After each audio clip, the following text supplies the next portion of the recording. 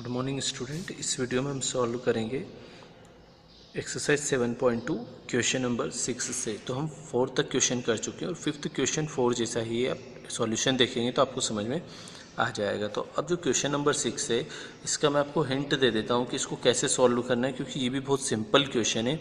Same question सब एक जैसे हैं। तो आप सबसे पहले मैं आपको हिंट देता हूँ कि इसको कैसे सॉल्व करना है। आपको रेशोस बता देता हूँ कैसे फाइंड आउट होंगे और कैसे इसको सॉल्व किया जा सकता है। तो सबसे पहले हम देखते हैं, if 1, 2, 4, y, x, 6 and 3, 5 are the vertices of parallelogram. अब ये सब क्या है, एक पैरेललोग्राम के वर्टेक्स से टेकन इन ऑर्डर, और इनको क्या करना है, एक ऑर्डर में लेना है। अगर ये ए है तो ये बी, ये सी, ये डी, ऐसे सीक्वेंस में लेना है। And find out the value of x and y. अब इनका सीक्वेंस डिस्टर्ब नहीं होना चाहिए। तो एक पैरेललोग्राम का डायग्राम बना लेंगे। डायग्राम बनाने के बाद हम देखेंगे कि इनको सीक्वेंस में अगर हम लिखते हैं तो कैसे क्या सॉल्व होगा। स्टूडेंट अगर हम देखते हैं तो एक पैरेललोग्राम है। अब इस पैरेललोग्राम के ये जो 4 कोऑर्डिनेट्स हैं आपको दिए हुए वर्टेक्स, जिसको बोल सकते हैं हम, जो कोऑर्डिनेट्स के फॉर्म में गिवन है। तो ये जो 4 वर्टेक्स हैं ये सीक्वेंस में हमने ले लिए। अब हमको क्या करना है इसके लिए, अब हमको सॉल्व करना है और इसमें जो अननोन है x और y की वैल्यू बताना है। तो स्टूडेंट देखो, अगर AC अगर एक डायगोनल है, ठीक है, और BD भी अगर एक डायगोनल है, तो एक पॉइंट, कॉमन पॉइंट आएगा दोनों के बीच में। वो पॉइंट को हम अगर O बोलते हैं, क्या बोलते हैं, O। तो आप देखो, आपने प्रॉपर्टी पढ़ी होगी पैरेललोग्राम की एक, कि the diagonal of parallelogram bisect each other. That means ये वाला डायगोनल इसको बाइसेक्ट कर रहा है और ये डायगोनल इसको बाइसेक्ट। मैंने आपको बताया था बाइसेक्ट, ट्राइसेक्ट। तो अब आपके माइंड में स्टूडेंट समझ में आ गया होगा आपको कि बाइसेक्ट मतलब इक्वल पार्ट में डिवाइड कर रहा है, तो इसका रेशो क्या होगा, 1:1। ऐसे ही इसका रेशो भी क्या होगा, 1:1। तो अब हम क्या करेंगे, इन दोनों के रेशो से सबसे पहले जब 1:1 होगा तो O के कोऑर्डिनेट मिल जाएंगे, क्योंकि A लाइन है और एक C लाइन है जिसको O पॉइंट क्या कर रहा है, बाइसेक्ट कर रहा है। ठीक है, तो क्या हो जाएगा, इससे सेक्शन फॉर्मूला से किसके कोऑर्डिनेट आएंगे, O के। ऐसे ही क्या करेंगे, BD को AC बाइसेक्ट कर रहा है तो 1:1 है, तो इसको भी हम सॉल्व कर लेंगे। तो किसके कोऑर्डिनेट आएंगे, O के। तो दोनों साइड से O के कोऑर्डिनेट आएंगे और उसको हम क्या कर लेंगे, कंपेयर करेंगे, x को x से, y को y से। तो क्या हो जाएगा, if O is mid point of AC then the coordinate of O। अगर AC का मिड पॉइंट कौन है, O, तो AC का अगर मिड पॉइंट, और मैंने बताया था मिड पॉइंट होता है तो डायरेक्ट क्या होता है, 1 + x, 6 + 2 और अपॉन में 2। तो O के कोऑर्डिनेट क्या होंगे जब AC मिड पॉइंट है तो क्या हो जाएगा स्टूडेंट, मिड पॉइंट AC जो है वो क्या है, O, तो O के कोऑर्डिनेट आएंगे।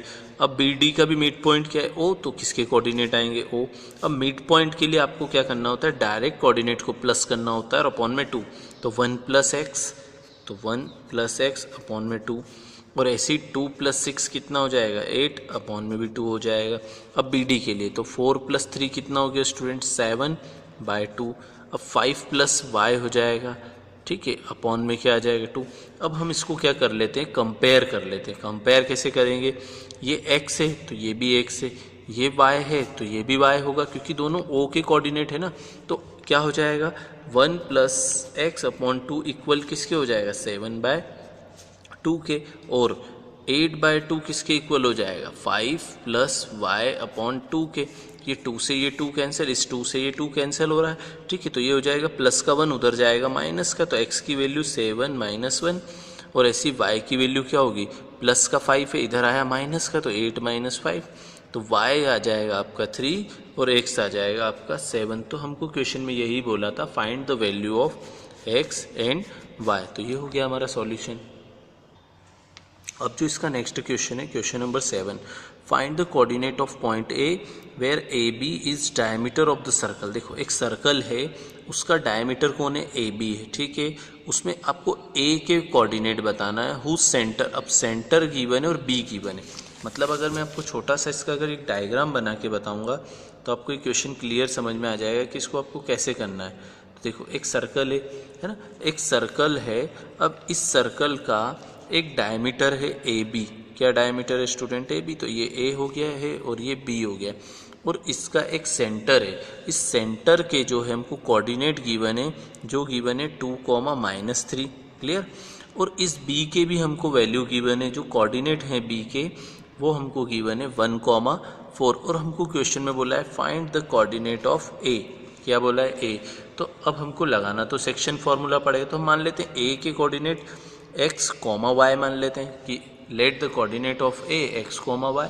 तो अब हम क्या करेंगे, सबसे पहले हमको जो गिवन है उससे हम सॉल्व कर लेते। तो आप देखो स्टूडेंट, ये जो मिड पॉइंट अगर इसको ओ मान ले सेंटर को, तो क्या हो जाएगा, ये सेंटर एक डायमीटर है, डायमीटर का अगर सेंटर अगर देखते हैं तो वो क्या करता है, 2 इक्वल पार्ट में डिवाइड कर देता है, मतलब रेशो क्या हो जाएगा 1:1 या मिड पॉइंट हो जाएगा ना। तो आप क्या करेंगे, पहले सेक्शन फॉर्मूला से ए बी के मिड पॉइंट से कोऑर्डिनेट फाइंड आउट करेंगे और ओ के भी कोऑर्डिनेट दिए हुए, तो उन दोनों को कंपेयर कर लेंगे। कैसे, अब ये रेशो सेंटर है तो डायमीटर को हाफ इक्वल पार्ट में या मिड पॉइंट होता है। तो हम क्या करेंगे, सबसे पहले ए बी से ओ के रेशो से क्या फाइंड आउट कर लेते हैं, ओ के कोऑर्डिनेट। तो ओ के कोऑर्डिनेट अगर हम फाइंड आउट करते तो क्या होगा, x+1/2 कॉमा y+4/2 हो जाएगा। क्लियर। अब अगर हम देखें तो ओ के कोऑर्डिनेट तो हमको गिवन भी है 2, -3, तो हम इसको क्या कर लेंगे, कंपेयर। ये कंपेयर इससे कर लेंगे इसको, और इसको कंपेयर इससे कर लेंगे, तो इससे y की वैल्यू आ जाएगी और x की भी। तो x की वैल्यू यहाँ रख देंगे, y की वैल्यू यहाँ रख देंगे, तो क्या मिल जाएगा, a। तो ये था हमारा क्वेश्चन नंबर 7। अब हम देखते हैं क्वेश्चन नंबर 8। ये सॉल्यूशन में आप देखेंगे आपको समझ में आ जाएगा। अब जो नेक्स्ट क्वेश्चन है, if a and b are -2, -2, 2, 4 respectively, a and b आपको गिवन है। तो आपसे क्वेश्चन में बोला है find the coordinate of p, किसके कोऑर्डिनेट बताना है, p के, सच दैट, अब रेशो गिवन है कि जो AP है 3:7 होगा AB का, ठीक है, and P lie on the line segment AB। तो हम क्या करेंगे, इसके लिए सॉल्व कर लेते हैं कि इसमें क्वेश्चन में हमको क्या बोला है। तो हम क्वेश्चन में सबसे पहले चेक करेंगे रेशो। तो हमको क्वेश्चन में बोला है कि एक लाइन सेगमेंट AB है, तो हम सबसे पहले क्या बना लेते हैं, एक लाइन सेगमेंट अगर AB बना लेते हैं, ठीक है। आपको मैं समझा देता हूँ बनाकर इसका डायग्राम। अगर एक लाइन सेगमेंट आपने AB बना लिया है, ठीक है, तो ये लाइन सेगमेंट क्या हो गया स्टूडेंट, आपका AB एक लाइन सेगमेंट है। अब क्वेश्चन में आपको गिवन था if A and B, A के कोऑर्डिनेट लिख देता हूँ -2, 2 गिवन है, और B के कोऑर्डिनेट आपको गिवन है 2, -4, ये हमने दोनों पुट कर दिए। अब हमको क्वेश्चन में बोला है find the coordinate of P, P के कोऑर्डिनेट हमको बताना है सच दैट। तो जो AP है वो क्या बता रहा है, वो 3/7 ऑफ AB, दैट मीन्स आपको एक पॉइंट कोई P है यहाँ पर, जो इस पूरे का जो AP होगा, दैट मीन्स ये पॉइंट P।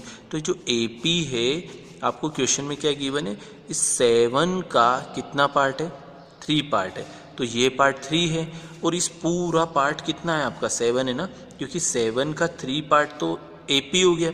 तो अब ये पूरा जब आपका 7 है, इसमें से 3 पार्ट AP है, तो रिमेनिंग पार्ट जो 4 है वो क्या होगा आपका PB। तो अब हमको किसके कोऑर्डिनेट बताना है, PB के। अब PB के कोऑर्डिनेट अगर हमको बताना है तो हम क्या बता पाएंगे इजीली, पहले हमको रेशो पता नहीं था। अब बहुत सारे स्टूडेंट गलत ये कर देते हैं कि 3 इसको ले लेते हैं, 7 इसको ले लेते हैं, तो ये रॉन्ग हो जाएगा। क्यों, क्योंकि जो 7 है वो क्या है, टोटल है। अगर आपको एक लाइन समझना है तो कैसे समझेंगे, AP, अब AB मल्टीप्लाई में इधर आया डिवाइड में, तो क्या हो जाएगा, अब कंपेयर करते हैं। तो AP कितना है स्टूडेंट 3, AB कितना है 7, और हमको क्या चाहिए, PB चाहिए, रेशो चाहिए, क्योंकि P के कोऑर्डिनेट चाहिए हमको। तो हम क्या करेंगे, इन रेशो से, रेशो मतलब हमारा M1 M2, मैं आपको लिख देता हूँ, M1 रेशो M2 आप लेकर चलेंगे 3:4, एंड A और B के कोऑर्डिनेट आपको गिवन है। तो इससे आपको क्या मिल जाएगा, इससे आपको P के कोऑर्डिनेट सेक्शन फार्मूला से आप फाइंड आउट कर लेंगे।